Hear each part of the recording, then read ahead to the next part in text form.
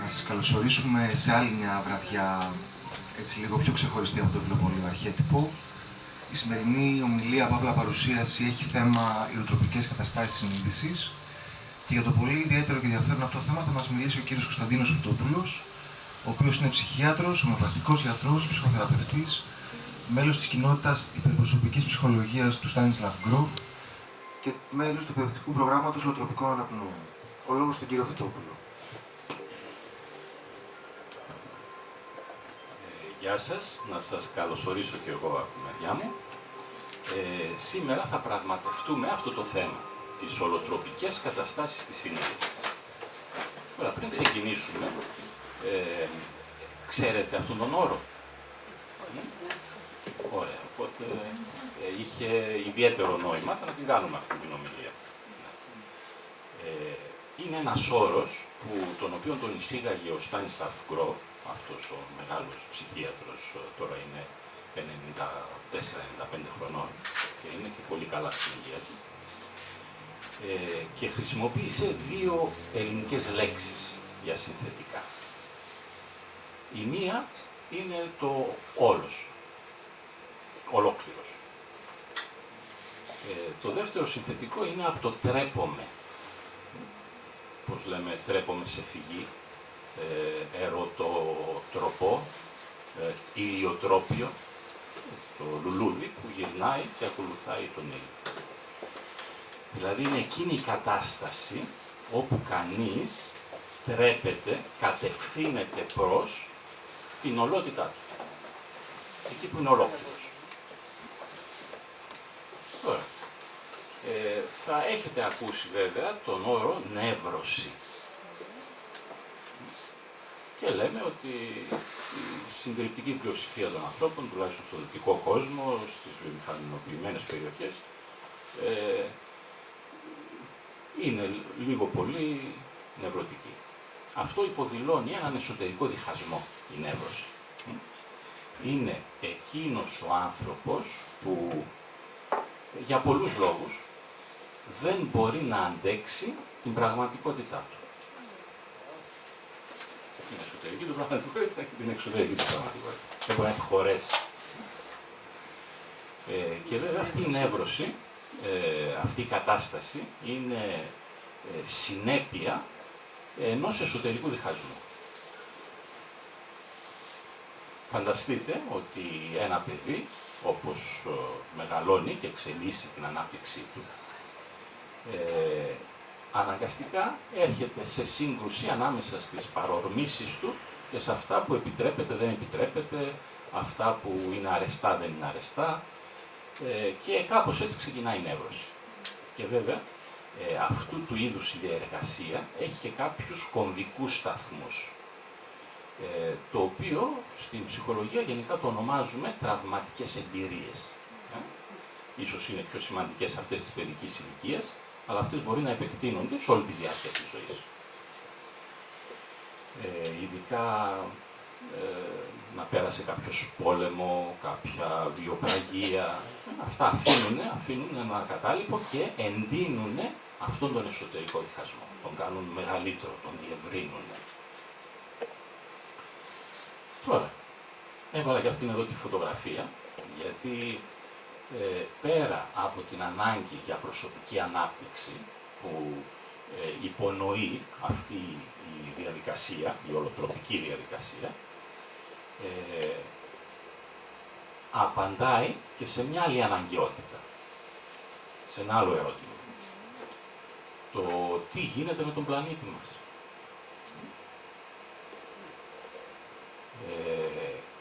Και πολλοί και ψυχολόγοι, μεταξύ των οποίων και ο Γκροφ και ο Γιούγκ παλαιότερα, θεωρούσαν ότι η αλλαγή και η σωτηρία της ανθρωπότητας και σαν είδος, αλλά και του πλανήτη, περνάει μέσα από το στίχημα της διεύρυνσης της συνείδησης.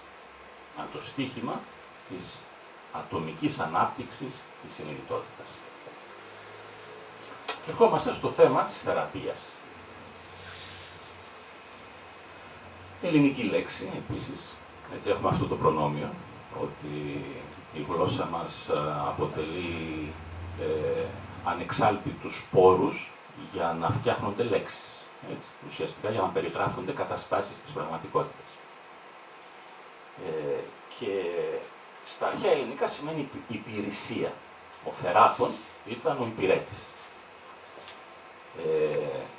Επίσης, θεράπων ήταν και ο ιερέας, αυτός που διαχειριζόταν την ιερή διάσταση της πραγματικότητας.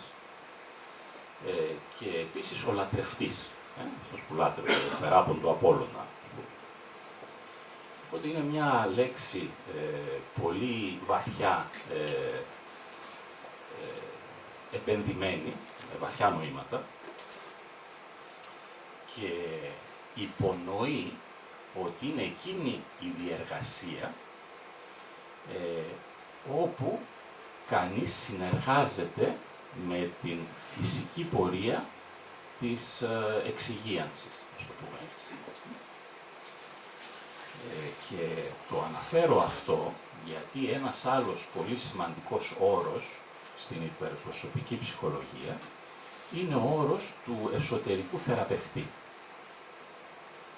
Δηλαδή, ότι ανά πάσα στιγμή το σύστημά μας, όταν διαταράσσεται, όταν για κάποιον οποιονδήποτε στρωσογόνο παράγοντα εκφυλίζεται, όταν χάνει την ισορροπία του, την αρμονία του, υπάρχει ένας μηχανισμός μέσα μας που κινητοποιείται για να επαναφέρει την ομοιόσταση ξανά πίσω, με το λιγότερο δυνατό κόστος. Και η πραγματική έννοια της θεραπείας έγκυται το πραγματικό έργο του θεραπευτή έγκυται στο πώς να συνεργαστεί και να υπηρετήσει αυτήν την δύναμη, την αυτοθεραπευτική δύναμη. Το πώς να υπηρετήσει τον εσωτερικό θεραπευτή. Όταν αυτό γίνει, έχουμε θεραπεία. Αλλά έχουμε επίσης και την επανέκτηση της ολότητας. Δηλαδή, γίνεται κάποιος ξανά ολόκληρος, όχι κατακορματιασμένος, όχι κατακερματισμένος. Και όταν γίνει αυτό, αποκτά και την αίσθηση της ιερότητάς του, της ιερής διάστασης της πραγματικότητας. Δεν είναι τυχαίο ότι στα αγγλικά η λέξη που σημαίνει ιερός είναι το holy. Και ετυμολογικά βγαίνει επίσης από την λέξη whole, ολόκληρο. Την αρχαιοελληνική λέξη όλος. Και βέβαια αυτή η νοηματοδότηση, αυτού του είδους η νοηματοδότηση για τη θεραπεία, δεν αφορά μόνο την Ελλάδα, έτσι, και την ελληνική γλώσσα. Αφορά τους πολιτισμούς, όλους τους πολιτισμούς, και ειδικά τους πολιτισμούς πριν την βιομηχανική επανάσταση. Τώρα, ερχόμαστε στις ολοτροπικές καταστάσεις της συνείδησης. Δεν θα επεκταθούμε. Το τι είναι συνείδηση, λίγο πολύ έχουμε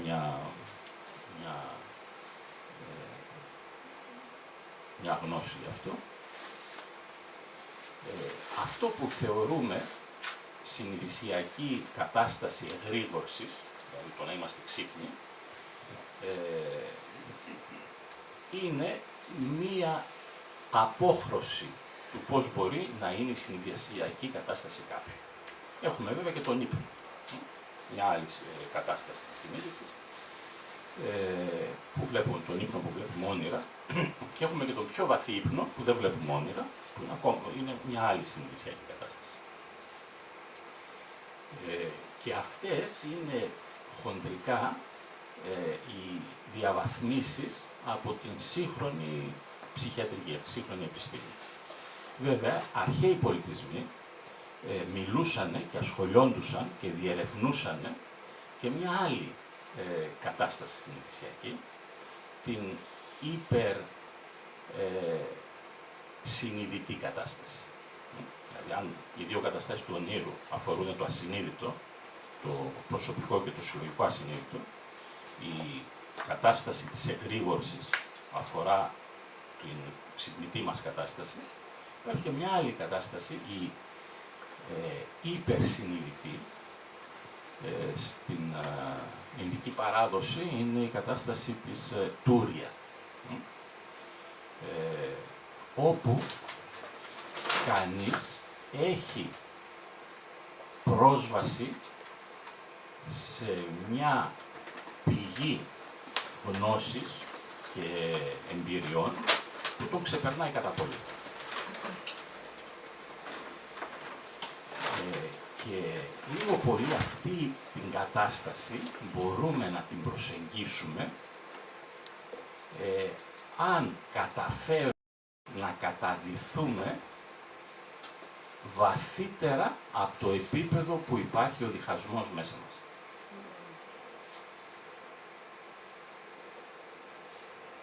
Πέρα από τον διχασμό. Κάτω από την προσωπικότητα. Που σημαίνει τι? Που σημαίνει εκείνο το κατασκεύασμα, εκείνη η χαρακιά που επήλθε στην ψυχή μας σαν αντίδραση στο τραυματικό μας υλικό. Εκείνη την κατάσταση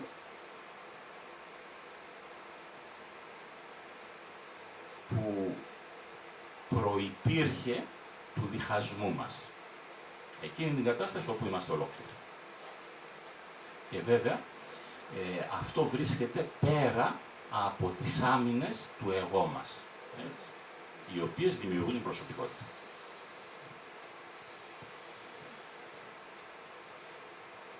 Τώρα, η νόσος, η διαταραχή, το disease, είναι, θα μπορούσαμε να το ορίσουμε σαν εκείνη την κατάσταση όπου κανείς χάνει την συνάφειά του, χάνει την ολοκληρία του. Και η γλώσσα της ιατρικής είναι γεμάτη από τέτοιες λέξεις που υποδηλώνουν αυτήν την συντριβή, το κομμάτιασμα, τον διαχωρισμό, την διαίρεση. Μιλάμε για κατάγματα, αποκολλήσεις, μετατοπίσεις. Στην κοινωνία μιλάμε για χάσματα γενεών, για κλίκες, για διασπασμένες κοινότητες. Στην ψυχολογία μιλάμε για χωρισμό, για διχασμένες, για σκιζοειδείς προσωπικότητες, για σκιζότυπες προσωπικότητες, που υποδηλώνουν αυτό το σχίσμα το εσωτερικό. Και στη θεολογία μιλάμε για σχίσματα, το σχίσμα των εκκλησιών, για φριάγματα, για αποκοπή από την πηγή και ούτω καθεξής.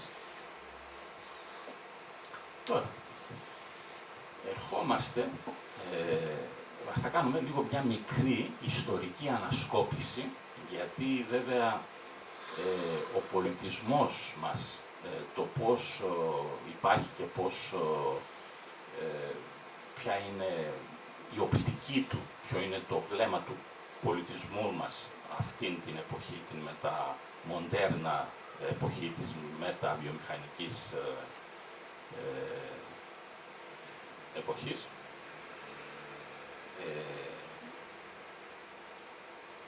Είναι ένα στιγμιότυπο στην ιστορία του ανθρώπου και της ανθρωπότητας. Δεν ήταν πάντα έτσι. Και οι αξίες που υπάρχουν σήμερα δεν ήταν πάντα αυτές. Έχουμε κερδίσει πάρα πολλά όσον αφορά την τεχνολογία και τις δυνατότητες που έχει ο άνθρωπος να ταξιδεύει, να επικοινωνεί κλπ. Αλλά έχουμε χάσει και πάρα πολλά. Έχουμε χάσει πάρα πολλά που κάποιοι πιο παλιοί πολιτισμοί, πολύ αρχαίοι πολιτισμοί, τα διέθεταν. Και αυτά που χάσαμε άπτονται της διαδικασίας και της δυνατότητας που έχει κανείς να είναι ολόκληρος και να είναι και ευτυχισμένος.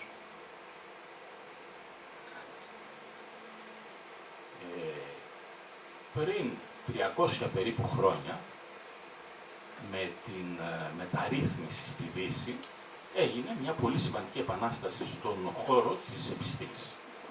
Δηλαδή, ενώ η θρησκεία και η επιστήμη ήταν σφιχτά αγκαλιασμένες, θυμάστε τις περιπέτειες του Γαλιλαίου, του Κοπέρνικου, τους ανθρώπους που κάηκαν από την Ιερά Εξέταση, για τον απλό πολλές φορές λόγο ότι είχαν προσωπικές δικές τους πνευματικές εμπειρίες.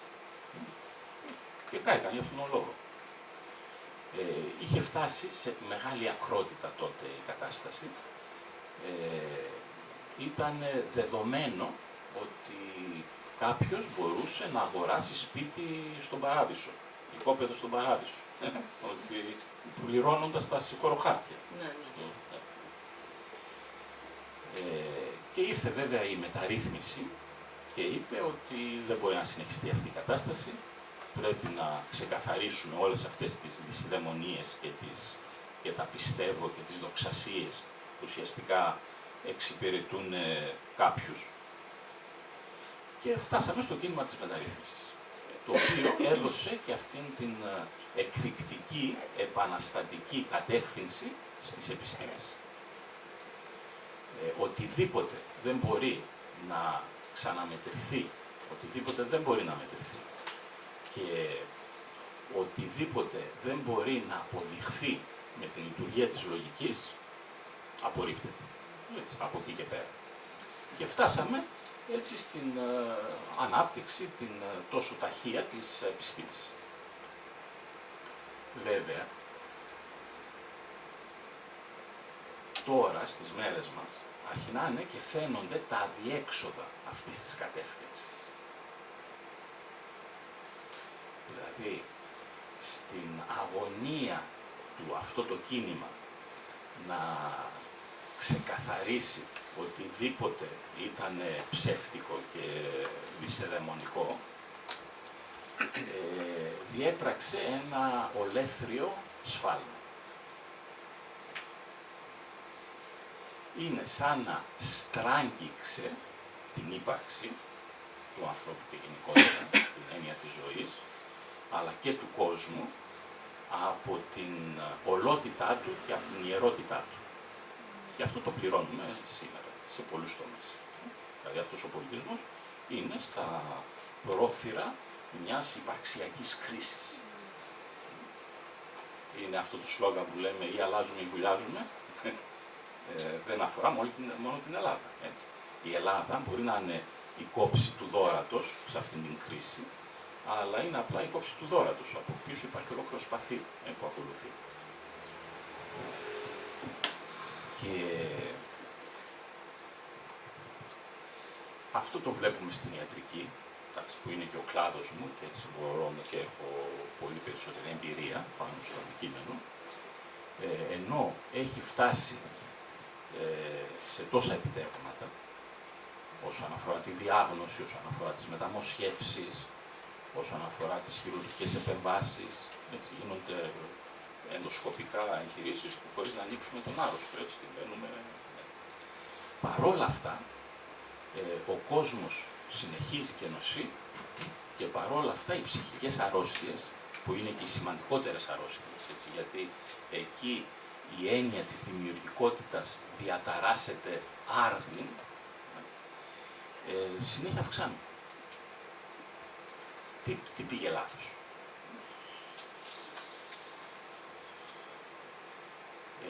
Στηρίζεται η ιατρική σε αυτό το μοντέλο σκέψης, σε αυτό το επιστημονολογικό παράδειγμα,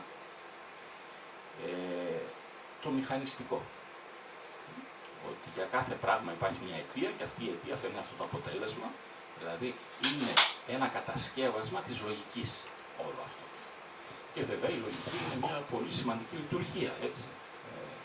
Δεν το αμφισβητεί αυτό κανείς. Αλλά δεν είναι η μόνη λειτουργία που διαθέτει ο άνθρωπος. Κατά τον Γιούγκ υπάρχει ένας σταυρός ψυχικών λειτουργιών, έτσι, είναι μια τετράδα. Μία είναι η λογική, στον αντίποδα όμως έχει το συναίσθημα.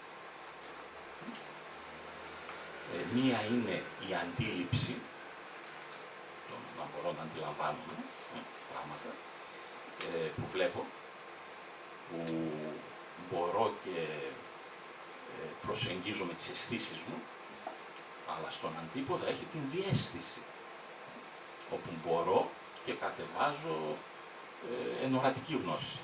Συνδέομαι με τα ακασικά πεδία, ας το πούμε έτσι. Με αυτήν την πηγή, όπου υπάρχουν όλα καταγεγραμμένα με τον τρόπο. Και βέβαια αυτό που χάθηκε είναι αυτή η αίσθηση ότι αποτελούμε μέρος μιας ολότητας. Αυτό χάθηκε. Και βέβαια υποτιμήθηκαν και απαξιώθηκαν αυτές οι άλλες λειτουργίες, οι ψυχικές. Εδώ θα αναφέρω ότι από τις μεγαλύτερες εφευρέσεις έχουν γίνει σε αυτό το στάδιο, αυτό το στάδιο της διαισθητικής αντίληψης, το οποίο βέβαια κινητοποιείται αν κάποιος προσεγγίσει μια ολοτροπική κατάσταση, έτσι όπως την περιγράψαμε και προηγουμένως.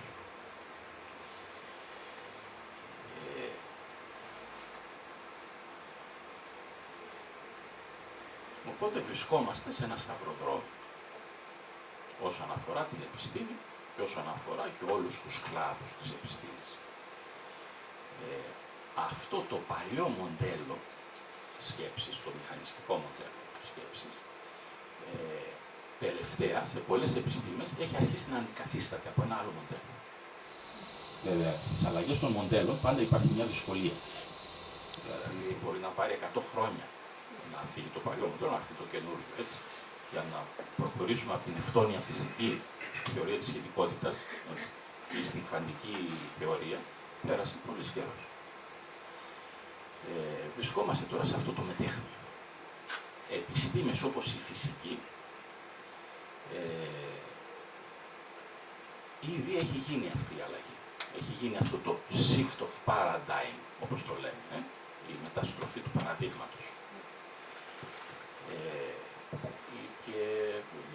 Και σε άλλες επιστήμες, στη βιολογία. Στην ιατρική, η ιατρική είναι λίγο αντιστέκεται σε αυτήν την μετεξέλιξη. Παρόλα αυτά όμως υπάρχουν εκπρόσωποι της ολιστικής ιατρικής, κλάδοι, που ουσιαστικά παίρνουν υπόψη τους ένα καινούριο παράδειγμα.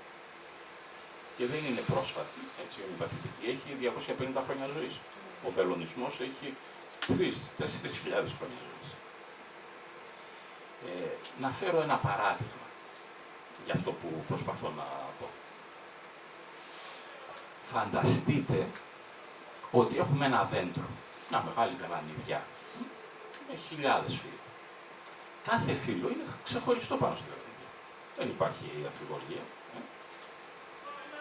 Αλλά την ίδια στιγμή, παρόλο που είναι ξεχωριστό, είναι κομμάτι του δέντρου. Δηλαδή η συνάφειά του με το δέντρο είναι απόλυτη, είναι αμεσότατη. Φανταστείτε τώρα αν το φύλλο έπεφτε σε μια ψευδαισθησιακή κατάσταση, όπου θεωρούσε ότι είναι εντελώς αποκομμένο και ξεχωριστό από όλα τα άλλα φύλλα και από το δέντρο ολόκληρο. Αυτή είναι η ψευδαίσθηση της εγωικής μας συνείδησης συχνά. Ότι είμαστε εντελώς ξεχωριστοί, είμαστε ανεξάρτητοι από τους άλλους. Εγώ μπορώ να ζω καλά, ο άλλος ο δίπλα μπορεί να πεινάει. Δεν πάει έτσι όμως. Έτσι. Αν πεινάει θα μου διαρρήξει το σπίτι κάποια στιγμή. Δεν μπορώ να με ασφαλίσει ούτε εγώ. Και πέρα από αυτό, κάποια πράγματα, ειδικά στο δυναμικό επίπεδο, κινούνται με κυματικές μορφές, σαν κύματα. Τώρα εμείς έχουμε ήδη στον 7ο χρόνο στην κρίση στην Ελλάδα. Έτσι. Θυμάστε τον πρώτο, δεύτερο χρόνο της κρίσης. Εκείνο το κύμα της οργής, το κύμα του πανικού μετά, το κύμα της κατάθλιψης. Δηλαδή, όπως και να είμαστε, όσο θωρακισμένοι και να προσπαθούμε να διατηρούμε τον εαυτό μας, βρεχόμαστε από αυτό το κύμα, από αυτό το τσουνάμι, ας το πούμε τσουνάμι. Οπότε, το να συνειδητοποιήσουμε ότι πέρα από την ατομική μας πραγματικότητα και υπόσταση, έχουμε και μια συλλογική πραγματικότητα και υπόσταση, αυτό μας πηγαίνει απλά λίγο πιο κοντά στην αλήθεια μας. Και βέβαια, σε αυτό το καινούριο παράδειγμα, κάθε μέλος ανά πάσα στιγμή κουβαλάει και συσχετίζεται με το όλο, με την ολότητα. Και βέβαια αυτό είναι ένας από τους κβαντικούς νόμους. Δηλαδή η κβαντική πλέον, η κβαντική φυσική, έχει μπει στη ζωή μας. Ξετοιμάζουν τον κβαντικό υπολογιστή που στηρίζεται σε αυτήν τη θεωρία. Και ήδη υπάρχει δηλαδή. Βέβαια υπάρχουν επιστημονικοί κλάδοι που έχουν ισχυρές αντιστάσεις. Όπως είναι η ιατρική κοινότητα, όπως είπα προηγουμένως. Και βέβαια αυτό έχει να κάνει και με άλλες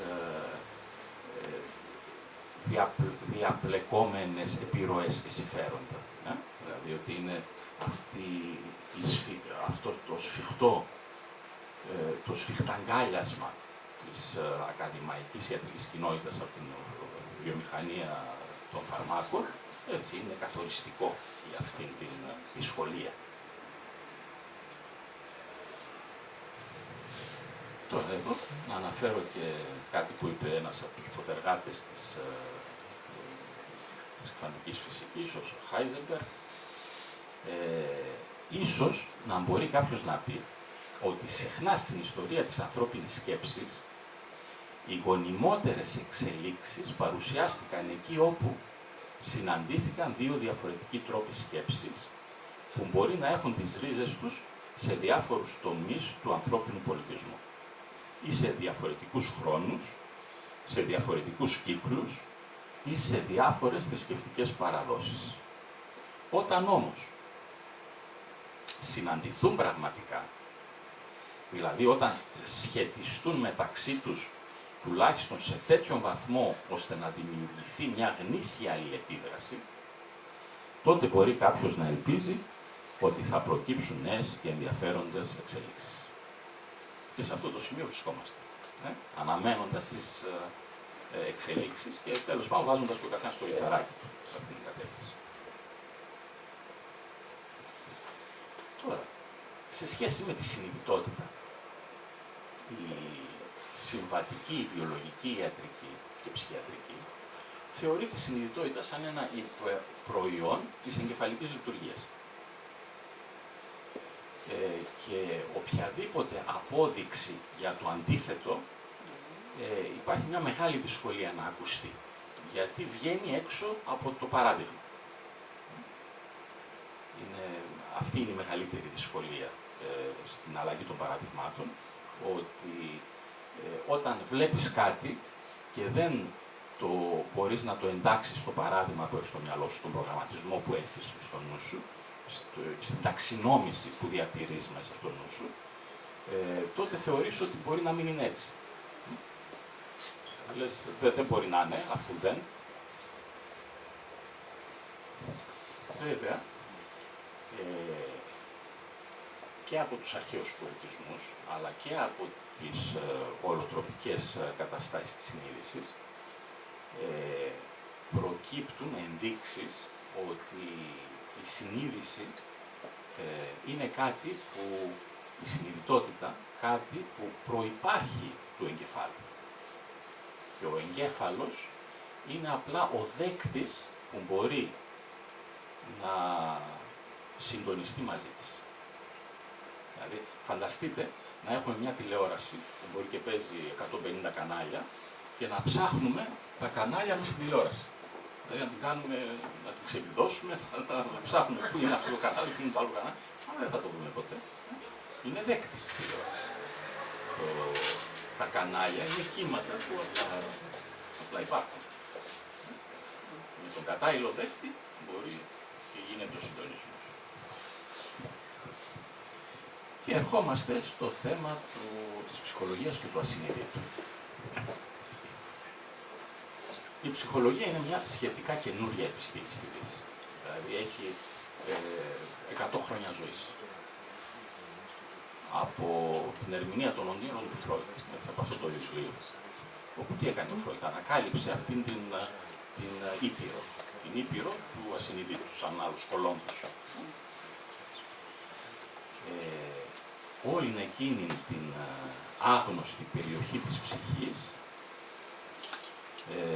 που ενώ την αγνοούμε, εν τούτης επηρεάζει ασυναίσθητα τις πράξεις μας, το πώς αισθανόμαστε, τις βαθύτερες μας σκέψεις. Εκείνη την απότερη περιοχή που είναι γεμάτη από αποθυμένους φόβους, ανεκπλήρωτες ελπίδες, λογοκριμένες επιθυμίες. Και εδώ μιλάμε για το προσωπικό ασυνείδητο. Και βέβαια το άλλο που είπε ο Φρόιντ είναι ότι η κύρια δύναμη που κινεί την ψυχική μας οικονομία είναι η λίμπιδο, είναι η ερωτική ενέργεια. Και βέβαια είναι ακριβές ως έναν βαθμό. Αλλά δεν είναι μόνο αυτή. Τώρα, από τους προτεργάτες, μαθητές του, κάποιοι διαφοροποιήθηκαν. Ο Άτλερ πρόσθεσε το ένστικτο για επιβολή, για επικράτηση, για δύναμη. Το οποίο το βλέπουμε και στη φύση, στα ζώα. Το πώς σημαδεύουν την περιοχή τους, και μετά ήρθε και ο Κάρλ Γιούγκ, ο οποίος ουσιαστικά αυτήν την ήπειρο που ανακάλυψε ο Φρόιντ, την εξερεύνησε ο Γιούγκ. Μίλησε για το τι υπάρχει εκεί. Την χαρτογράφησε με έναν τρόπο. Εισάγοντας την έννοια των αρχετύπων. Αυτές τις υπερπροσωπικές δυνάμεις που υπάρχουν στην επικράτεια της ψυχής. Και θεώρησε ότι το πρωταρχικό ένστικτο του ανθρώπου είναι η παρόρμησή του για αυτοπραγμάτωση και για προσωπική ολοκλήρωση. Ολοκλήρωση υπονοώντας την επανάκτηση της ολοκληρίας. Μια παρόρμηση εξαιρετικά ισχυρή σε κάποιους ανθρώπους που δεν λογαριάζουν κόπους, θυσίες για την αναζήτηση αυτή του εαυτού τους, στην ολότητα και στην πληρότητά τους. Τώρα ερχόμαστε σε ένα άλλο κομβικό σημείο στην ιστορία του ψυχαναλυτικού κινήματος, στον Ότο Ράνκ, από τους προτεργάτες και αυτός, την πρώτη σειρά των μαθητών του Φρόιντ, που αυτό το επιπλέον που είπε είναι ότι οι ρίζες του διχασμού, της νεύρωσης δηλαδή, μέσα μας, εκτείνονται σε στάδια πολύ πριν από τα στάδια καθυλώσεων και αποθήσεων της λίμπιδο. Που σημαίνει τι? Ακόμα και στην περιγενετική περιοχή. Και μίλησε βέβαια πρώτος για το τραύμα της γέννας.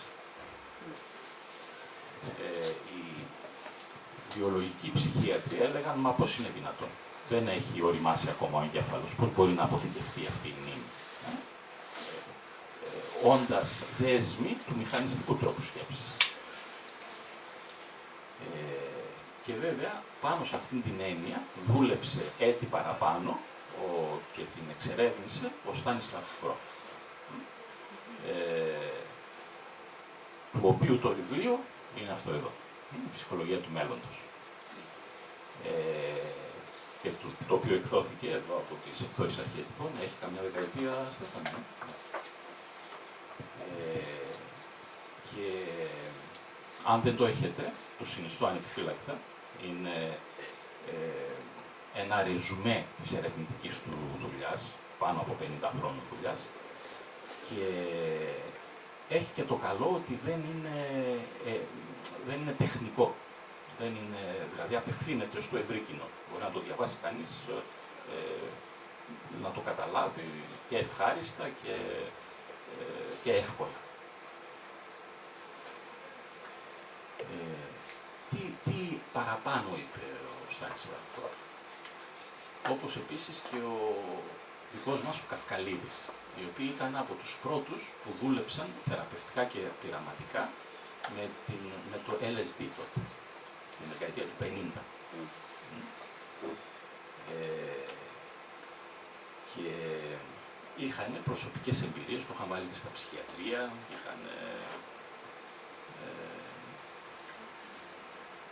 μίλησε για το COEX system, δηλαδή για τα 4 στάδια του τραύματος της γένας.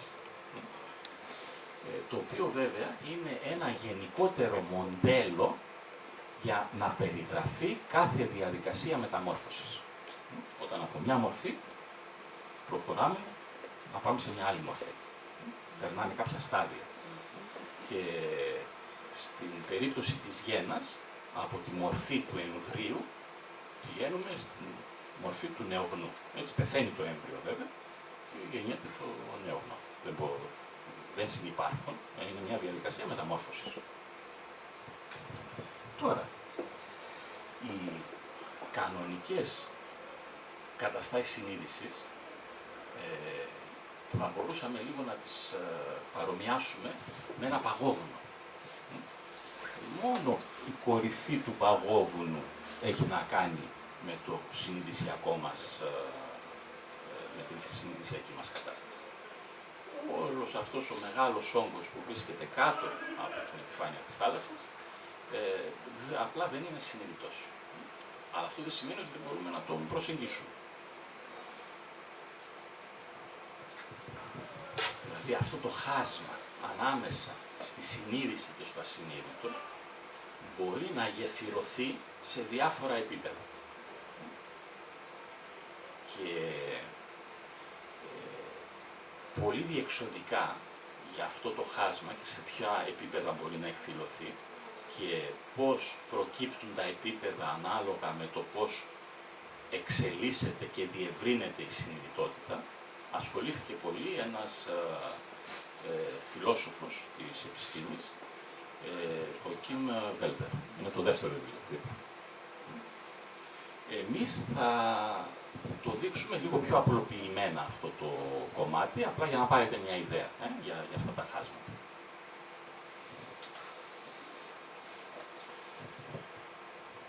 Ένα πρώτο επίπεδο είναι το χάσμα ανάμεσα στην περσόνα και στη σκιά.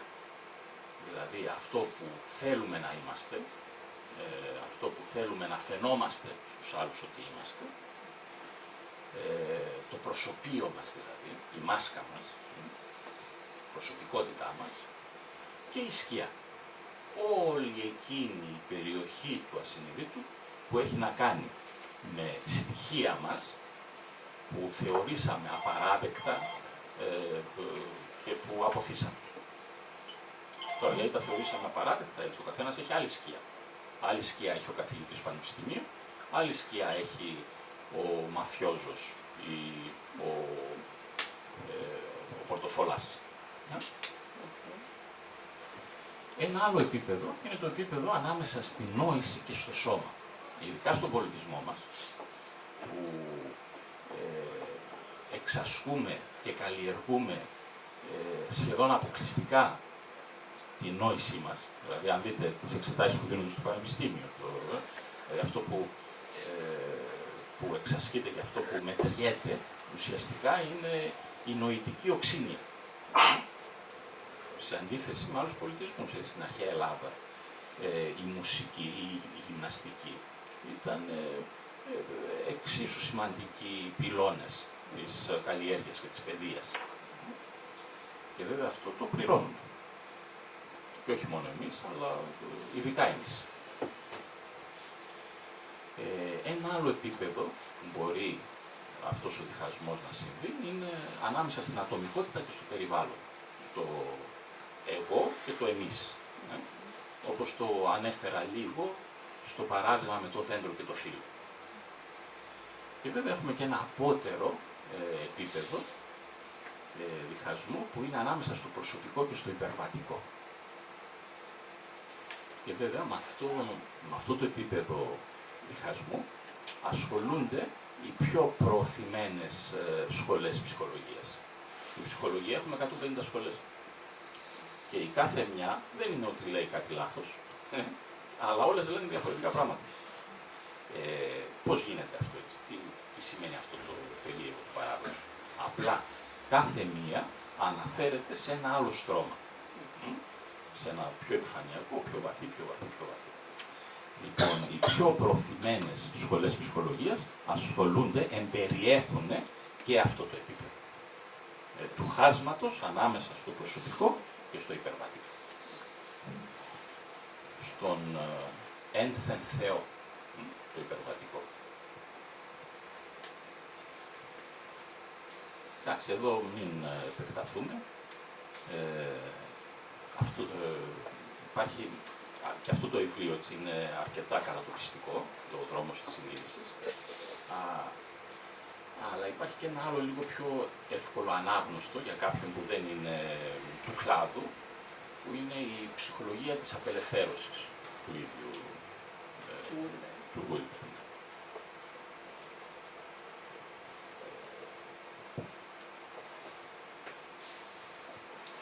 Τώρα, πλησιάζοντας την κατάσταση της μεταμόρφωσης, όταν πλησιάσει μια τέτοια κατάσταση μεταμόρφωσης, σημαίνει ότι κάποιος μπαίνει σε κρίση. Δεν μπορεί να γίνει μεταμόρφωση αν δεν έχουμε την έννοια της κρίσης. Είμαστε βολεμένοι εκεί που είμαστε. Πρέπει να υπάρχει αναγκαιότητα αλλαγής για να ξεκινήσει η όλη διεργασία της μεταμόρφωσης. Και στον αρχαίο κόσμο έτσι θεωρούσαν την αρρώστια γενικότερα, σαν μια κρίση. Μια πνευματική, σωματική και συναισθηματική κρίση. Που σήμαινε ότι ο άνθρωπος έχει απομακρυνθεί από την πορεία που ο Θεός ή η εσωτερική του φύση είχε χαράξει γι' αυτό. Μπορούμε να το ονομάσουμε όπως θέλει ο καθένας. Και βέβαια έργο του θεραπευτή ήταν να τον βοηθήσει να ξαναβρει αυτήν την σύνδεση. Είναι γνωστό ότι το ιδεόγραμμα για την κρίση στους Κινέζους είναι ακριβώς το ίδιο για την ευκαιρία. Είναι η κρίσιμη καμπύλη.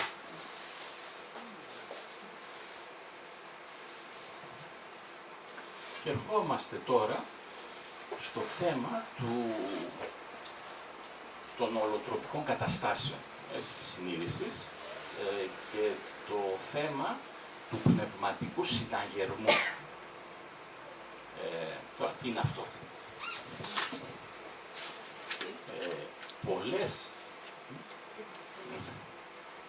Πολλές καταστάσεις που μπορούν να περιγράψουν ή να προσομοιάσουν σε αυτήν την κατάσταση της κρίσης είναι τόσο έντονες και έχουν τέτοια μεγάλη ένταση και πολλές φορές τέτοιο μεγάλο βάθος που πολύ εύκολα μπορούν να συγχυθούν με καταστάσεις ψυχιατρικές.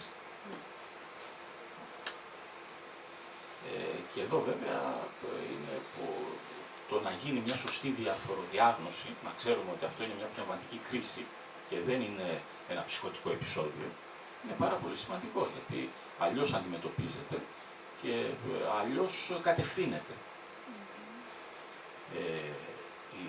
Η σχιζοφρένεια έχει ανέβει τα τελευταία χρόνια, τα τελευταία 15-20 χρόνια, σχεδόν 20%. Σχεδόν 100%. Από 1% του πληθυσμού πήγε στο 2%. Αυτό έχει να κάνει με τον εκφυλισμό του ανθρώπου και γενικότερα της υγείας του. Δηλαδή, όταν καταπιέζουμε σωματικά συμπτώματα ή την διαταραχή όταν βρίσκεται στο σωματικό επίπεδο, αυτή μπορεί να πάει σε πιο βαθύ επίπεδο. Πηγαίνει στο ψυχολογικό, στο συναισθηματικό επίπεδο, στο νοητικό επίπεδο. Είναι πολύ, δηλαδή, μιλάμε για μια εκφύλιση της υγείας και γενικότερα του ανθρωπίνου είδους, έτσι, στον βιομηχανικό κόσμο.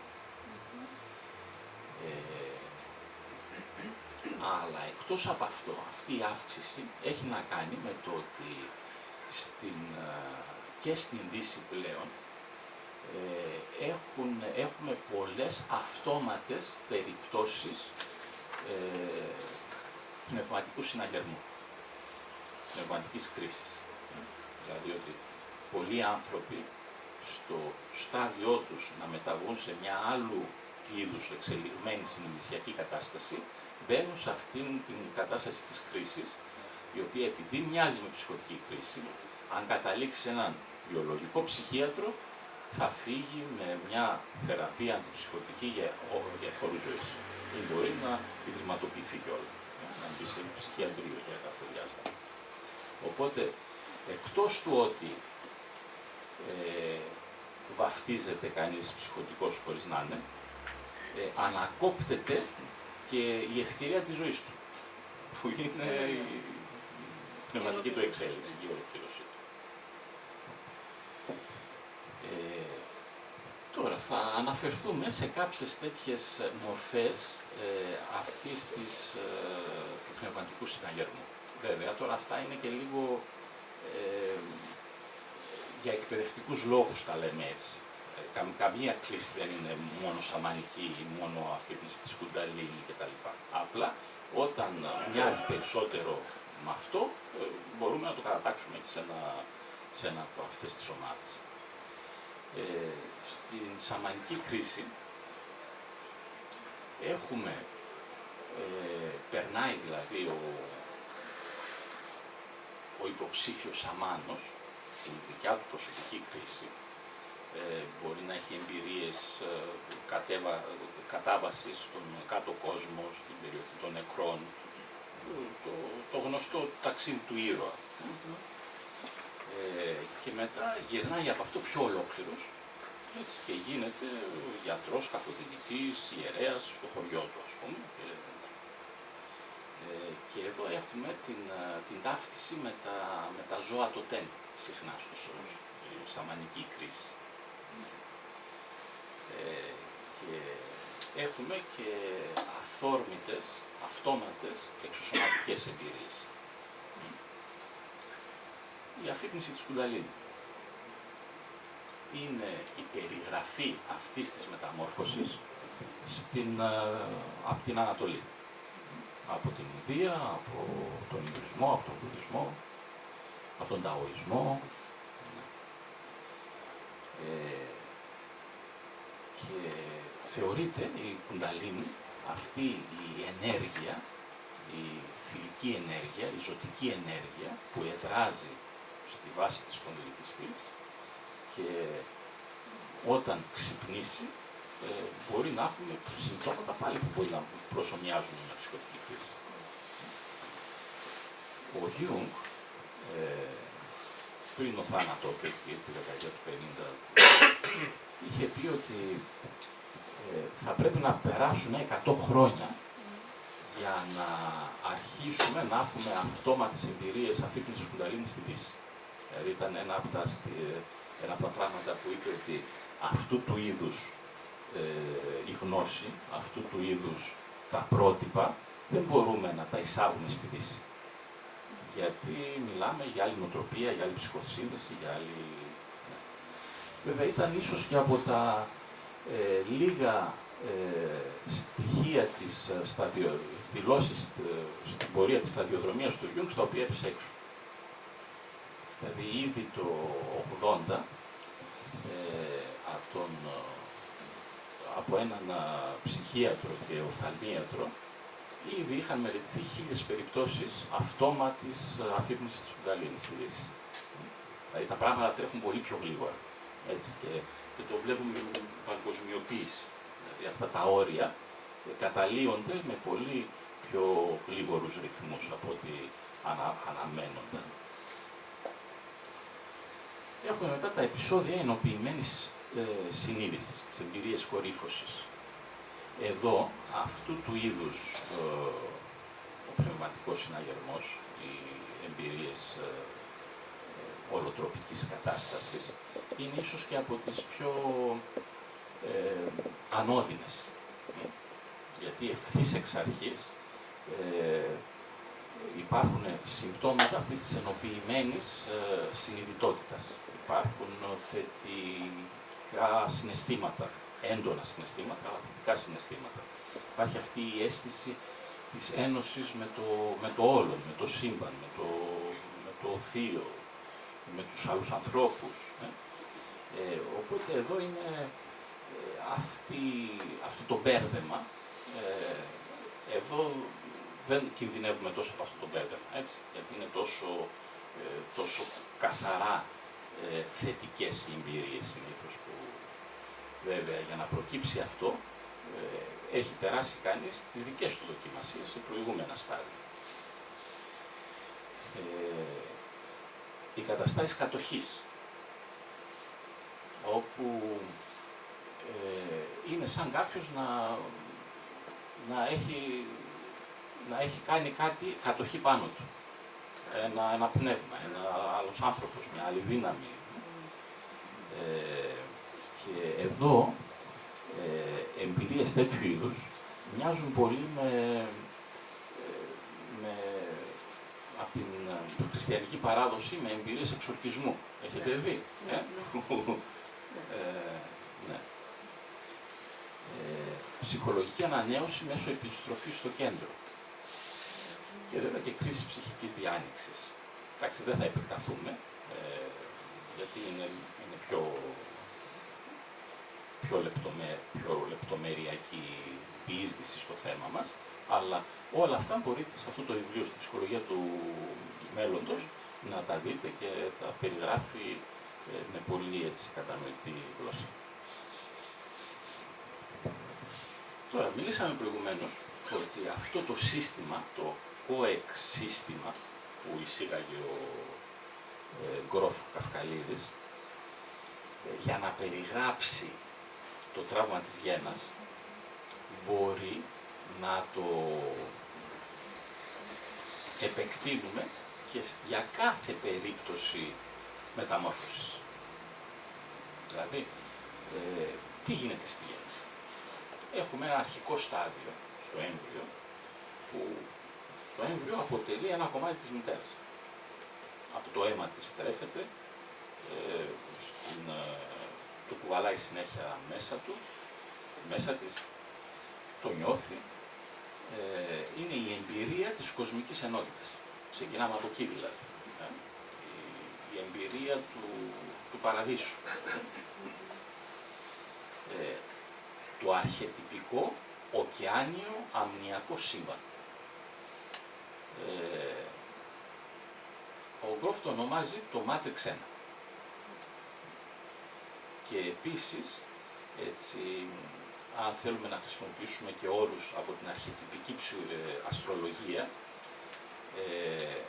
αντιστοιχεί στην Ποσειδόνια έκσταση. Με τους αστρολογικούς όρους.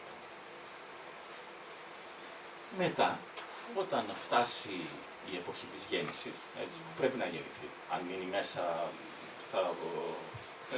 η γυναίκα θα πεθάνει η γυναίκα, έτσι δεν μπορεί να το αντέξει. Αλλά και το ίδιο θα πεθάνει, έτσι πρέπει να γεννηθεί. Είναι μια ανάγκη. Πρέπει να μεταμορφωθεί δηλαδή. Αρχινάει και αυξάνεται η πίεση μέσα στη μήτρα. Έχουμε τις συσπάσεις, έχουμε τις οδύνες. Οπότε αυξάνει η πίεση. Αλλά διέξοδος δεν υπάρχει, ακόμα δεν άνοιξε ο τράχυλος. Και αυτό το στάδιο είναι το στάδιο δεύτερο του Matrix και ισοδυναμεί με την εμπειρία της κοσμικής καταπώντησης της σύσφυξης. Αδυναμία διαφυγής, το στάδιο της κόλασης. Τώρα, κάποιοι πιο προσωπικά, κάποιοι πιο ξόφαλτσα, στα χρόνια της κρίσης στην Ελλάδα το νιώσαμε.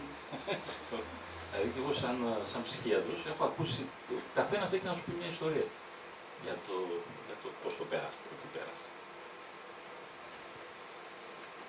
Το τρίτο στάδιο είναι το στάδιο, η εμπειρία της πάλης θανάτου. Αρχινάει ανοίγει ο τράχυλος.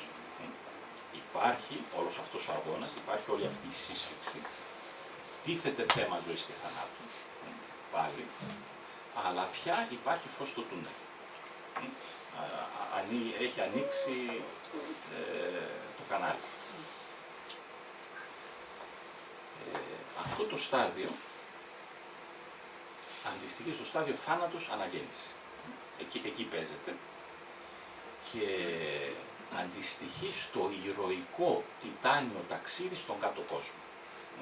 Στην πορεία του ήρωα.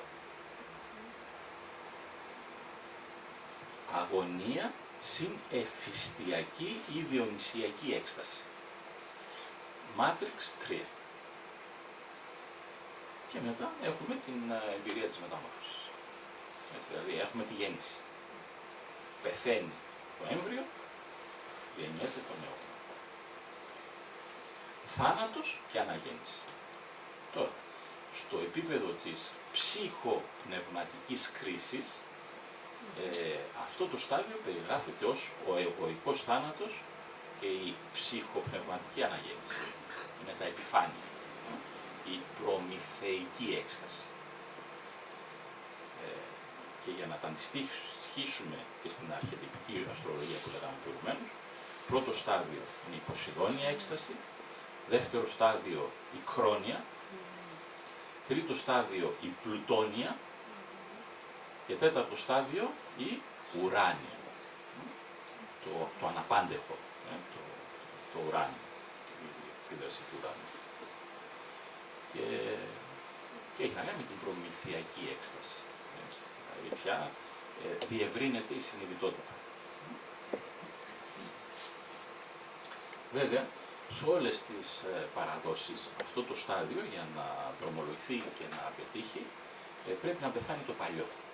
Ο παλιός προγραμματισμός. Έτσι. Η παλιά αυτή αίσθηση της εγωικής ταυτότητας. Όχι ότι δεν θα συνεχίσει να υπάρχει, αλλά δεν θα είναι το κέντρο του κύκλου.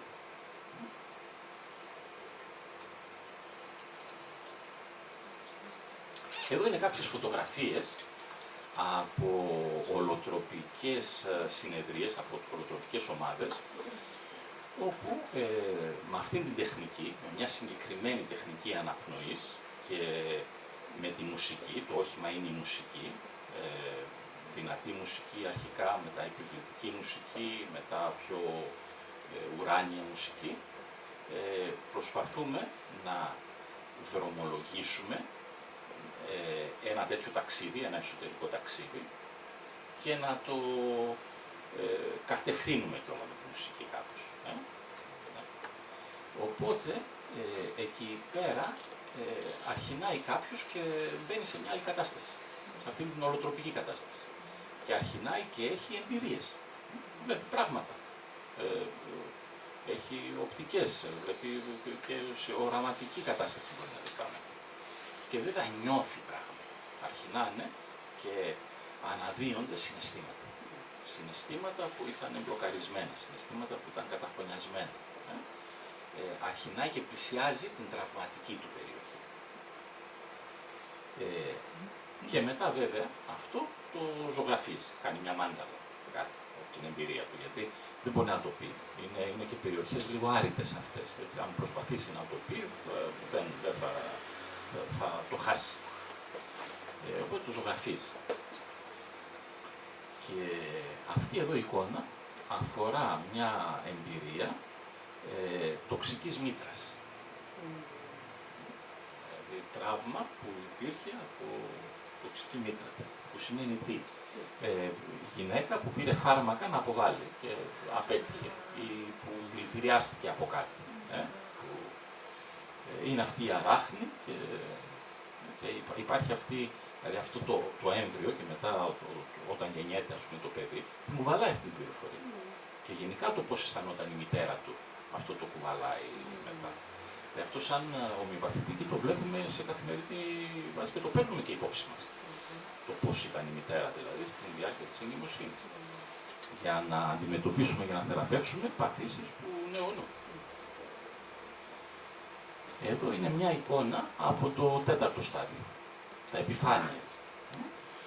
Και βέβαια η πιο κλασική εικόνα είναι αυτή εδώ, του Φοίνικα, έτσι, ο οποίος καίγεται όλος καιρός και από τις τάχτες του αναδύεται καινούριο. Καμιά σχέση με το Βούλγο. Ναι. Τώρα,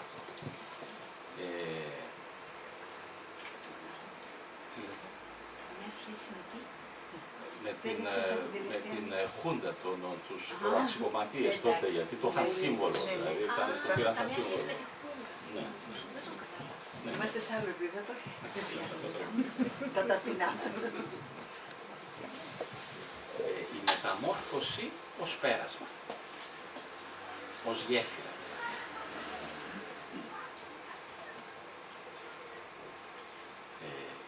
Το να πετύχει κάποιος στη ζωή του ένα τέτοιο πικ, ένα τέτοιο ζενίβ συνειδιασιακής κατάστασης, οροτροπικής συνειδιασιακής κατάστασης, είναι κάτι που τον μεταμορφώνει και τον ακολουθεί μετά. Δεν είναι πια ο ίδιος. Αλλάζει η ζωή του δηλαδή. Είναι και ένας τρόπος να καταλάβουμε, να στηρίξουμε τη διαφοροδιάγνωση εμείς σαν ψυχίατροι.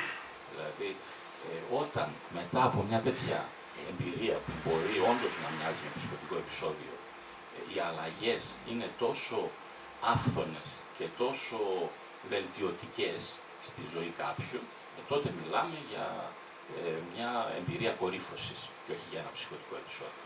Έτσι. Αλλά πρέπει αυτό να το συνοδέψουμε κανένα εξάμηνο για να το δούμε, κανένα χρόνο για να το δούμε. Και βέβαια αυτό το πέρασμα απαιτεί έναν χώρο. Για να γίνει δηλαδή, έτσι, όλη αυτή η διεργασία, χρειάζεται ένας χώρος.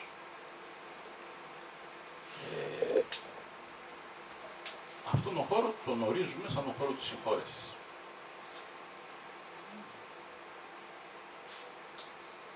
Έτσι, με την ετυμολογικά, αν την πάρουμε τη λέξη, τι σημαίνει. Σημαίνει ότι μπορώ και χωράω. Μπορώ και χωράω. Δηλαδή τώρα εδώ έχουμε αυτό το μικρό τραπέζι. Χωράνε τα δύο βιβλία, χωράει το μικρόφωνο, χωράει και το λάπτοπ. Αν θέλω να βάλω και άλλα βιβλία, να βάλω και περιοδικά, να βάλω και τσάντα μου, δεν χωράει. Δηλαδή κάποιο θα πέσει, κάποιο θα ανέβει. Και αυτό το ορίζει ο χώρος του τραπεζιού. Οπότε έχουμε σύγκρουση εδώ, ποιο θα είναι πάνω. Αν εδώ είχαμε ένα διπλάσιο ή τριπλάσιο τραπέζι, θα μπορούσαν όλα αυτά να χωρέσουν χωρίς να συγκρούονται μεταξύ τους. Έτσι. Οπότε, όσο πιο πολύ μπορώ να διευρύνω τον χώρο, τον εσωτερικό μου χώρο, τόσο περισσότερες αντιφάσεις μπορώ να χωρέσω και να συγχωρέσω. Και τόσα περισσότερα δικά μου κομμάτια μπορώ επίσης να χωρέσω και να αντέξω.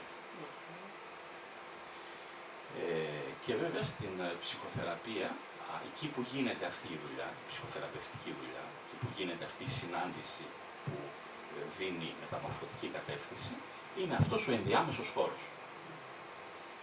Κατά Βίνικοτ, έτσι, ένας από τους προτεργάτες της ψυχανάλυσης.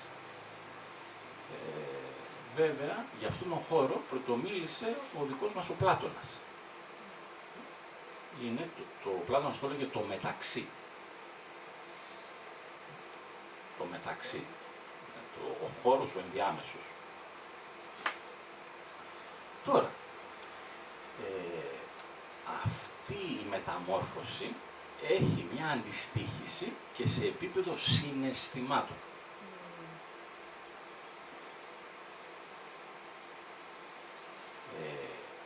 Όπως λέγαμε προηγουμένως για τις θεωρίες του Άτλερ και του Φρόιντ, για τα βασικά ένστικτα, αυτό της σεξουαλικότητας και αυτό για δύναμη και επιβολή, αυτά είναι τα κύρια ένστικτα που μοιραζόμαστε με το ζωικό βασίλειο. Έχουμε ένα ζώο μέσα μας και έχουμε αυτά τα ένστικτα, τα μοιραζόμαστε μαζί με τα ζώα. Και αντιστοιχούν στα συναισθήματα της επιθετικότητας και του φόβου. Ένας μηχανισμός έχει να κάνει με τον εγκέφαλο της λεοπάρδαλης μέσα μας, που και είναι βέβαια ένας από τους βασικούς μηχανισμούς για την επιβίωση των ειδών. Έτσι έχουμε φτάσει ως εδώ και έτσι και τα ζώα μπορούν και επιζούνε σαν είδη. Βέβαια, όσο είμαστε υπό την επίρρεια της μέγενης αυτών των δύο συναισθημάτων, της επιθετικότητας και του θυμού, δεν μπορούμε να πάμε πολύ μακριά σε επίπεδο ψυχοπνευματικής ανάπτυξης. Γιατί αυτή είναι μια διεργασία που θέλει ένα χώρο, θέλει μια άπλη, θέλει, που αυτά τα συναισθήματα δεν το προσφέρουν. Αυτά τα συναισθήματα μπορεί να προσφέρουν το δεύτερο μάτριξ, το στάδιο της κόλασης, αυξάνοντας την πίεση, τη συνθλιβή. Αυξάνοντας τη συνθλιβή. Αλλά το να μείνω σε αυτά δεν μπορώ να προχωρήσω. Και βέβαια όταν μιλάμε για επιθετικότητα, δεν εννοούμε μόνο την βιοπραγία, δεν εννοούμε το θυμό, την οργή. Έτσι. Επιθετικότητα είναι και η ζήλια. Είναι και ο φθόνος. Είναι η απληστία.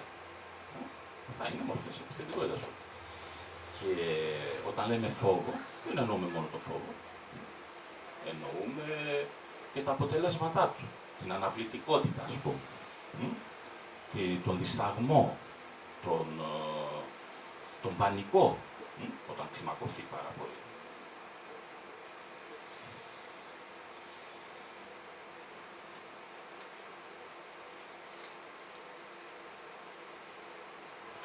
Τώρα, λίγα λόγια για την υπερπροσωπική ψυχολογία και αυτήν την πορεία από το προσωπικό στο υπερπροσωπικό.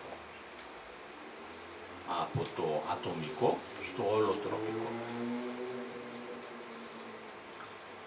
Μιλώντας πάντα με όρους συναισθημάτων πάλι, και αυτό είναι ένα θέμα με το οποίο ασχολείται και το time therapy, δεν ξέρω αν έχετε έτσι κάποια επαφή. Είναι ένα σύστημα υπερπροσωπικής ψυχολογίας και το time therapy. Ουσιαστικά η λέξη βγαίνει από το θεραπεύοντας τον χρόνο. Το πώς να βγω από την έννοια του χρόνου, έτσι, να πάω στην διάσταση την υπερχρονική, στο αιώνιο τώρα, στο θέμα της πιο... Έτσι, ο χρόνος είναι πολύ σχετική έννοια, έτσι, το φαντάζεστε. Άλλοτε περνάει πολύ γρήγορα, άλλοτε περνάει, λες και είναι μια αιωνιότητα.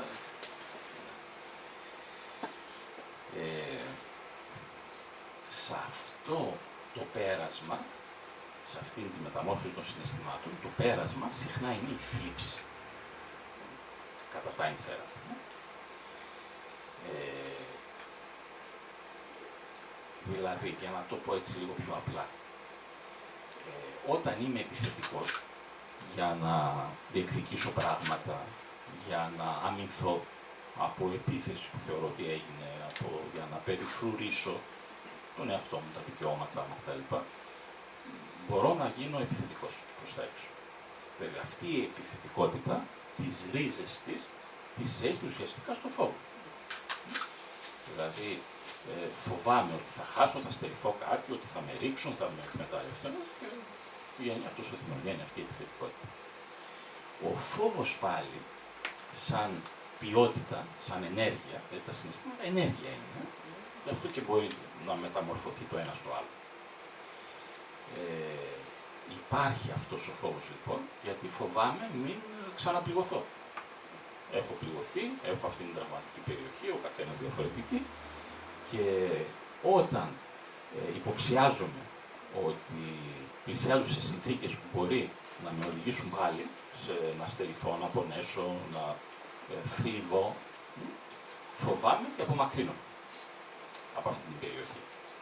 Με το που απομακρύνομαι όμως από αυτή την περιοχή, γυρνάω πίσω στο δεύτερο μάτριξ.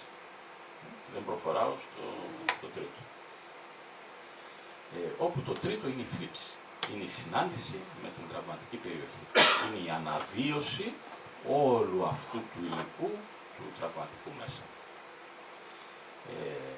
Που σαν έννοια αυτή η θλίψη έχει μια ιδιότητα. Ότι μπορεί και με συνθλίβει. Τι σημαίνει συνθλίβει? Σημαίνει στραγγίζω, αδειάζω και ενώνω. Αδειάζω. Οπότε, έχοντας αυτήν την ποιότητα, μπορεί και δρά σαν μεταμορφωτική γέφυρα. Να με πάει σε μια επόμενη κατάσταση συναισθηματική που θα μπορούσαμε να την ορίσουμε σαν την εσωτερική γαλήνη. Τη σιωπή μέσα μου. Δηλαδή κάτι γαληνεύει μέσα μου. Όταν αναβιώσω έχετε νιώσει μετά από θλίψη, μετά από μια απώλεια από κάτι, μετά από πολύ μεγάλο κλάμα, ότι κάτι γαληνεύει μέσα σου. Φαντάζομαι είναι μια κοινή εμπειρία αυτή. Λίγο πολύ. Ναι. Και βέβαια σε αυτήν την πορεία, ανά πάσα στιγμή ελοχεύει η αντίσταση. Η οποία ουσιαστικά είναι φόβος. Είναι άλλη μια εκδήλωση του φόβου. Με αυτή την έννοια, ο φόβος δεν είναι κάτι κακό. Ίσα ίσα κάθε φορά που τον νιώθω, σημαίνει ότι πλησιάζω στην περιοχή. Έτσι. Δηλαδή με αυτή την έννοια ο φόβος θα μπορούσε να είναι οδοδείκτης. Πώς είναι οι ταπέλες που λένε προς την ολοκληρία.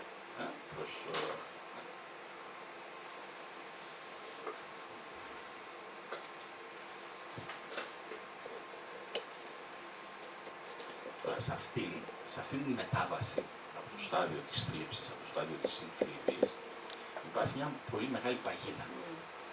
Η παγίδα να το πάρω προσωπικά. Γιατί σε μένα. Γιατί εγώ. Να το πάρω προσωπικά. Τότε η θλίψη γίνεται κατάθλιψη. Και μένει. Και όσο πιο προσωπικά το παίρνω, τόσο πιο πολύ γενικεύω και τόσο πιο πολύ μένει. Είναι μια αντίδραση προσωπική και οδηγεί στην αυτολύπηση και στη σύγκριση. Τώρα, αν σε αυτό το πέρασμα μπορώ να ανοιχτώ στην ποιότητα της συμπόνιας, τι είναι η συμπόνια? Δηλαδή, μπορώ και νιώθω κάτι έξω από μένα. Κάτι που έχει εσύ, κάποιος άλλος.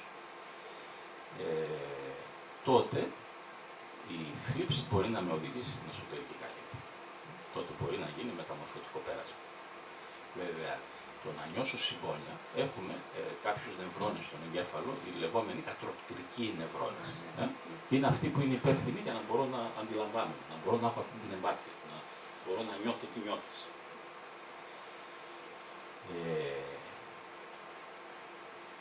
Όταν μπορώ και αφαιθώ σε αυτήν την ποιότητα του συναισθήματος, στην συμπόνια, ουσιαστικά διευρύνομαι. Φεύγω από το προσωπικό μου. Και βέβαια με μια άλλη πιο εσωτερική και ψυχαναλυτική έννοια, οτιδήποτε βλέπω έξω από τον οποιονδήποτε, είναι η δικιά μου προβολή. Λιγότερο ή περισσότερο.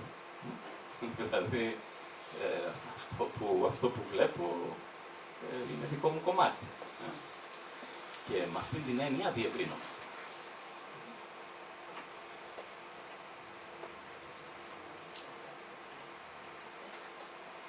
Και βέβαια, μετά την εσωτερική γαλήνη, δηλαδή όταν σταματήσει ο θόρυβος του φόβου, γιατί είναι σαν θόρυβος ο φόβος, έτσι δηλαδή, ας πούμε, τώρα έχουμε ησυχία, ακούγεται λίγο ο ήχος από τον προτζέκτορα, το κομπιούτερ, οι αναπνοές μας.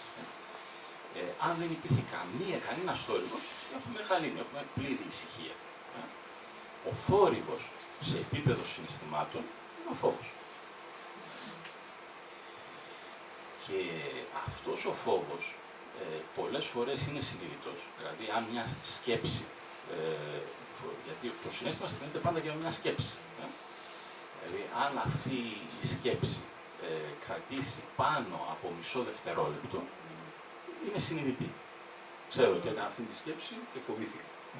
Αν είναι κάτω από μισό δευτερόλεπτο, είναι σαν ένα background, σαν ένας θόρυβος, ο οποίος δεν είναι όμως συνειδητός.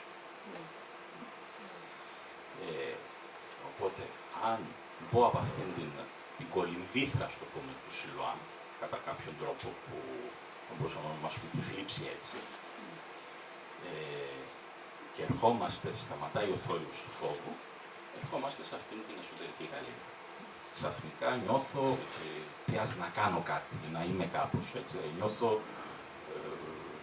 ease, όχι disease, νιώθω ease.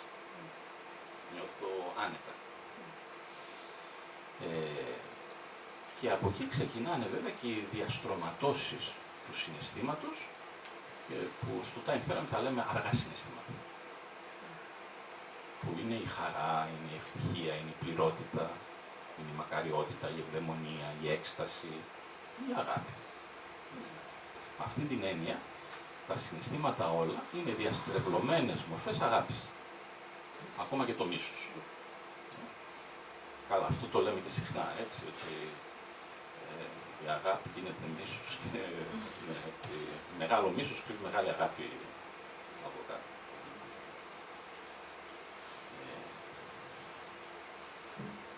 Και βέβαια, προχωρώντας από τα αργά συναισθήματα, μπορεί να προκύψει μια κατάσταση όπου δεν έχω ούτε καν ταύτιση με το συναίσθημα.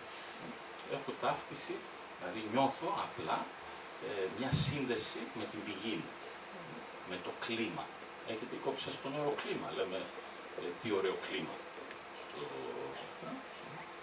Συνδέω απλά με το κλίμα μέσα.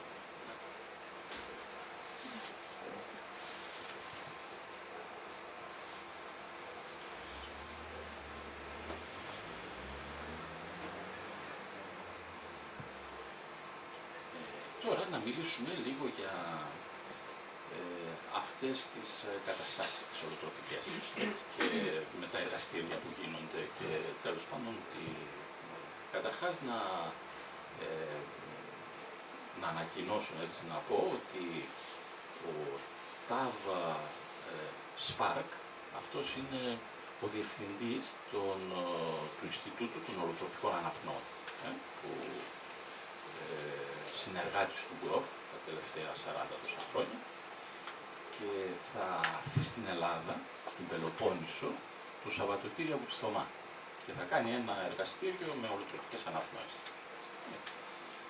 Είναι πρώτη φορά που έρχεται και λίγο έτσι να ανοίξει και τον δρόμο για τον Γκροφ, ο οποίος μάλλον θα έρθει το 18. Ήταν να έρθει τώρα το Σεπτέμβρη, αλλά πήγε για το 18. Το όνειρό του Γκροφ είναι να κάνει ένα εργαστήριο ολοτροπικών αναπνών στην Ελευσίνα.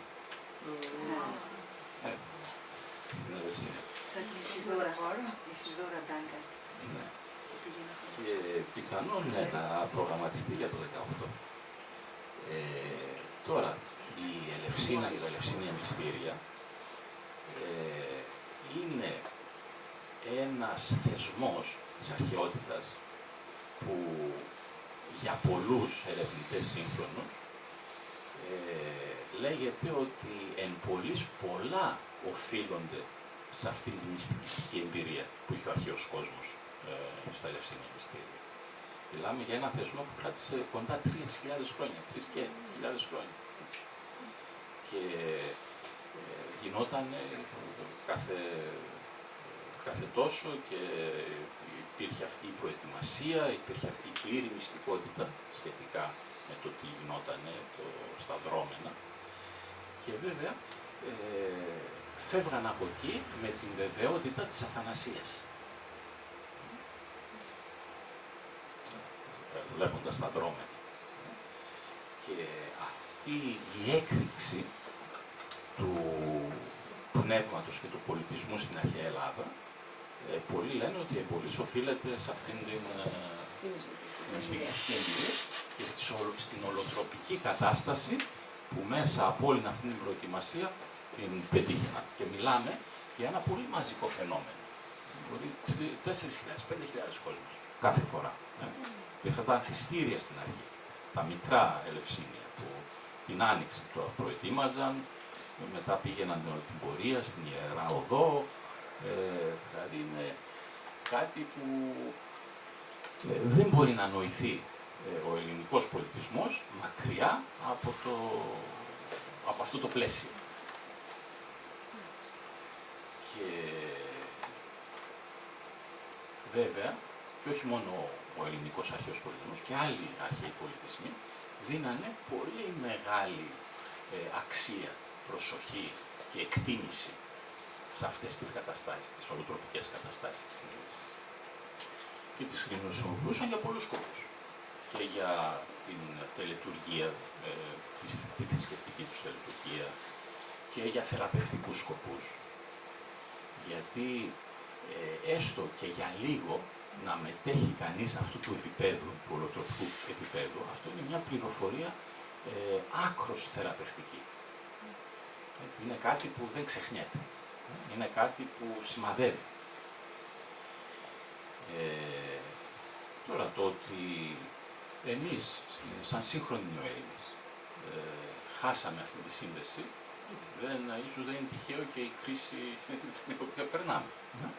Αλλά μπορούμε αυτό να το επανακτήσουμε. Είναι κάτι που είναι στη γλώσσα μας, είναι στην κουλτούρα μας, είναι στο... Μην πω DNA, έτσι, παρεξηγηθώ. Αλλά είναι στην κουλτούρα μας, είναι στη γλώσσα μας. Και βέβαια το δεύτερο είναι ένα δικό μου εργαστήριο γύρω στην Πρωτομαγιά, ένα πενταήμερο που θα το κάνουμε στα Πόζαρα. Είναι μια υποπερίπτωση ολοτροπικών αναπνοών, όπου χρησιμοποιούμε και το ιαματικό νερό της πηγής. Έτσι, οπότε συντομεύει αρκετά την διαδικασία. Μπορούμε και παίζουμε λίγο με την έννοια του κρατιέμαι αφήνομαι. Γιατί το νερό, και ειδικά το νερό που είναι και στη θερμοκρασία αυτή που σου προσωμιάζει στη θερμοκρασία της μήτρας κτλ. Διευκολύνει αυτήν την αναβίωση περιγεννητικών τραυματικών περιοχών. Ευπρόσδεκτοι όσοι θέλουν να είναι εδώ το φλάνης, μπορείτε να τα πάρετε.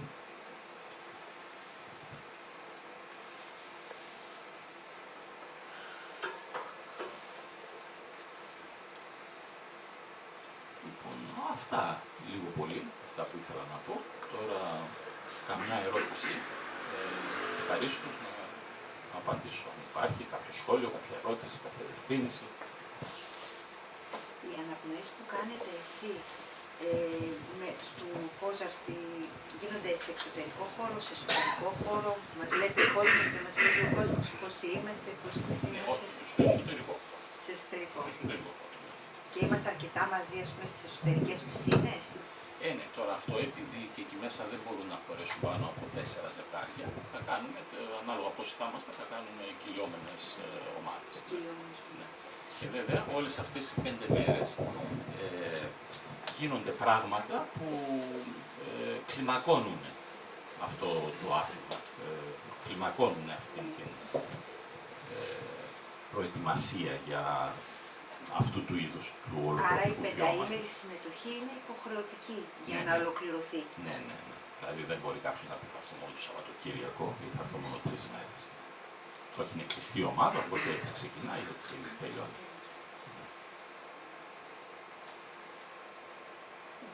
Άλλες εκδηλώσεις, δηλαδή εκτός από αυτό στο Πόζαρ ή άλλες συγκεντρώσεις, κάτι αντίστοιχο στο Θεσσαλονίκη δεν γίνονται. Είναι αυτό στην Πελοπόννησο με τον Σπάρκ που θα γίνει το τριήμερο Παρασκευή Σαββατοκυριακή του Θωμά. Ναι. Αλλά γίνονται, ναι. Δηλαδή, έχω κάνει πολλές ομάδες στη Βλάστη πάνω στο Μούρεκι με αναπνοές στεγνές, χωρίς νερό δηλαδή. Απλό έχω δει ότι το νερό βοηθάει κάτι παραπάνω ναι, και γι' αυτό έτσι το εισήγαγα σαν στοιχείο.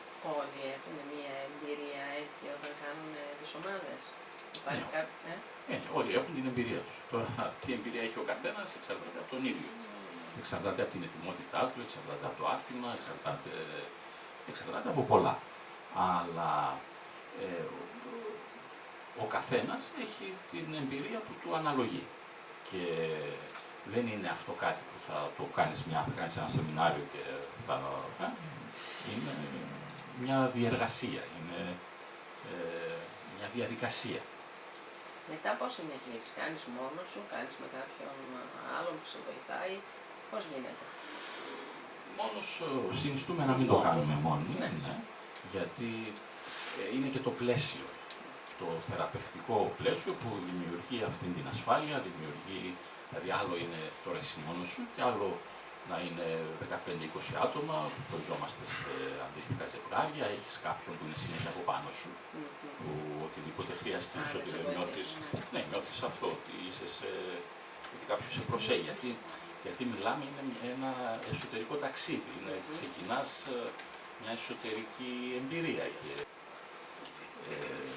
όσο πιο πολύ μπορείς να αφαιθείς και να εμπιστευτείς, τόσο πιο βαθιά μπορείς να πας. Και βέβαια το να μην φοβηθείς αυτό το τραυματικό υλικό που όταν αρχίζεις να το προσεγγίσεις. Γιατί η πρώτη αντίδραση είναι να το βάλεις στα πόδια. Ναι. Αλλά κλιμακώνεται αυτό και βλέπουμε έτσι εμπειρίες και στη δικιά μου εκπαίδευση όταν έκανα και πήγαινα και τα λοιπά και σε άλλους και στα εργαστήρια τα δικά μου. Βλέπουμε καταστάσεις και εμπειρίες που λες πώς έγινε αυτό. Δηλαδή κάποιοι έχουν εμπειρίες από προηγούμενες ενσαρκώσεις, τουλάχιστον έτσι τους έρχεται, έτσι το παρουσιάζουν.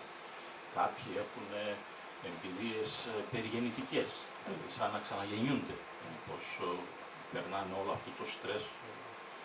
Κάποιοι άλλοι έχουν εμπειρίες που θα μπορούσαμε να τις προσομοιάσουμε με εξωσωματικές εμπειρίες.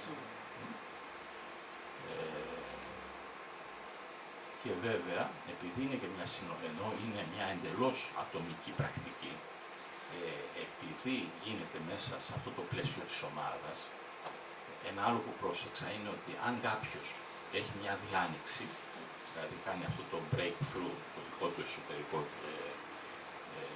και πάει βαθύτερα, ότι αυτό επηρεάζει και την υπόλοιπη ομάδα. Ναι.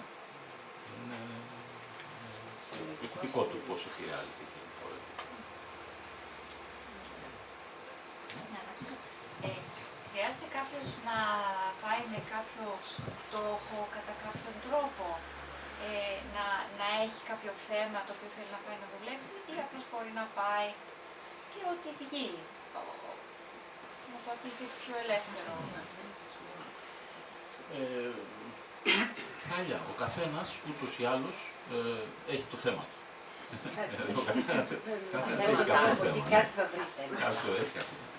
Βέβαια, όσο πιο ανοιχτός πάει και όσο με λιγότερες προσδοκίες πάει και όσο έτοιμος είναι να αφήσει την εμπειρία να τον εκπλήξει, τόσο πιο εύκολα δρομολογεί την εμπειρία.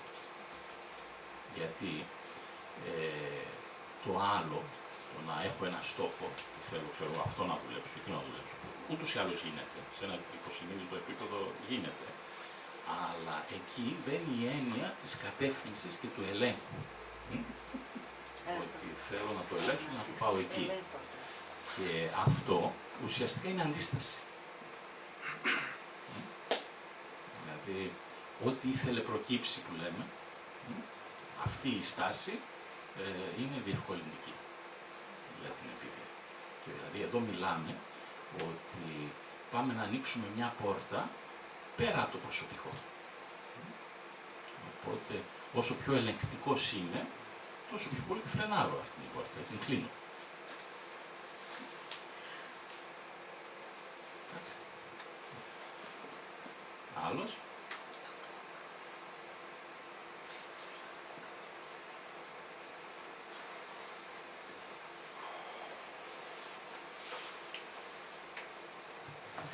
Να σας ευχαριστήσουμε πολύ και τον κύριο Φυτόπουλο για την πολύ όμορφη εισήγησή του και εσάς για την φωνή και το ενδιαφέρον σας. Εμείς να σας ενημερώσουμε ότι ειδικά για σήμερα το βιβλίο του Στάνισλαβ Γκρόφ πάνω στις έρευνές του για τη συνείδηση δωρή στην προνομιακή τιμή από το βιβλιοπωλείο μας και να σας προσκαλέσουμε επίσης με τη σειρά μας στο επόμενο event μας που θα είναι αυτή την Τρίτη, Μεγάλη Τρίτη, όπου θα υπάρξει πραγματοποιηθεί στον χώρο του βιβλιοπωλείου μια προβολή ταινίας. Η ταινία θα έχει τον τίτλο «Επανάσταση της σιωπής» και θα αφορά τους πρώτους ασκητές του χριστιανισμού, θα τους ακολουθήσουμε στην έρημο του Σινά, της Ιορδανίας και σε άλλους ερήμους της Μέσης Ανατολής. Οπότε σας περιμένουμε όσοι ενδιαφέρεστε Μεγάλη Τρίτη στις 8 στον ίδιο χώρο. Ευχαριστούμε πολύ. Εμείς ευχαριστούμε πολύ.